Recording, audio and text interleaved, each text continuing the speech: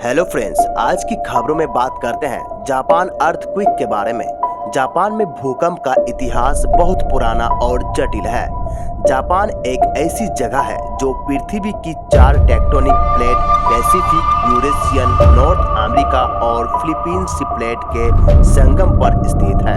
इस कारण जापान में भूकंपों की संख्या अधिक है।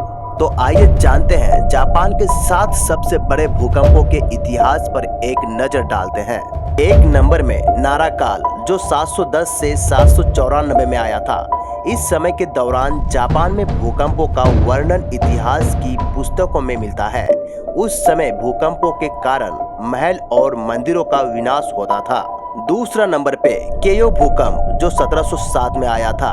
ये भूकंप जापान के इतिहास में सबसे बड़े भूकंपों में से एक माना जाता है और इस भूकंप की तीव्रता 8.6 मानी जाती है और इसने टोकुगावा काल में भारी विनाश किया था।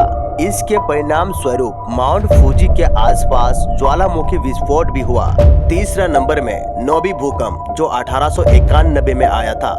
ये भूकंप जापान के मध्य में आया और इसकी तीव्रता 8.0 थी और इस भूकंप में लगभग 7000 लोग मारे गए थे।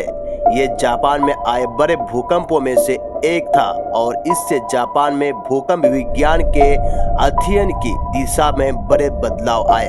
चौथा नंबर पे ग्रेट कांत भूकंप, जो 1923 में आया था।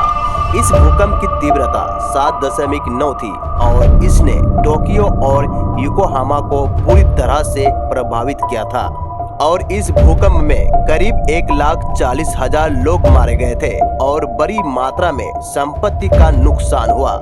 इसके बाद जापान में इमारतों की संरचना को लेकर कई बदलाव किए गए। 5वां नंबर पर कोबे भूकंप, जो 1995 में आया था। 17 जनवरी 1995 को जापान में कोबे शहर में आए इस भूकंप की तीव्रता 7.3 थी और इस भूकंप में लगभग 6400 लोग मारे गए थे और कोबे शहर का अधिकांश हिस्सा नष्ट हो गया था। इस भूकंप के बाद जापान ने अपने भूकंप रोधी निर्माण नियमों को और अधिक सख्त किया।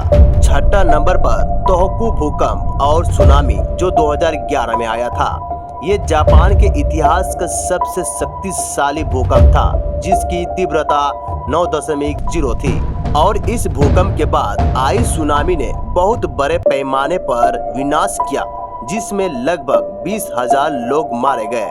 इस घटना ने Fukushima Daiichi nuclear power plant में भीषण संकट पैदा कर दिया, जिसे जापान की सबसे बड़ी परमाणु आपदा माना जाता है।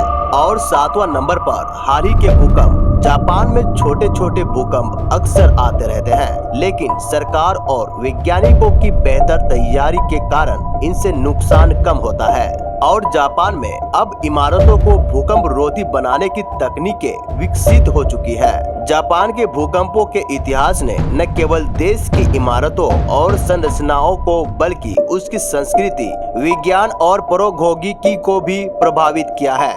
अब जापान दुनिया के सबसे तैयार देशों में से एक है, जहां भूकंप के खतरे से निपटने के लिए उन्नत तकनीक और जन जागरूकता है। और अभी बात करते हैं हाल ही का अर्थक्वेक। 8 अगस्त 2024 को जापान में एक बड़ा भूकंप आया, जिसकी तीव्रता 7.1 मापी गई। ये भूकंप दक्षिणी जापान के क्यूशो और शिकोकू द्वीपों के पास हुआ, जिससे इस क्षेत्र में सुनामी की चेतावनी जारी की गई है। जापान मौसम विज्ञान एजेंसी के अनुसार सुनामी के दौरान 1 मीटर तक ऊंची लहरें उठने की संभावना है। भूकंप का केंद्र मियाजाकी तट से 20 मील की दूरी पर था और इसका प्रभाव काफी गहरा था। और इस भूकंप के बाद मियाजाकी हवाई अड्डे पर खिड़कियों के टूटने की खबरें आई है। इसके अलावा क्यूशो और शिकोकू में परमाणु संयंत्रों को भी संभावित नुकसान के लिए जांचा जा रहा है। जापान में भूकंप के कारण अलर्ट जारी कर दिया गया है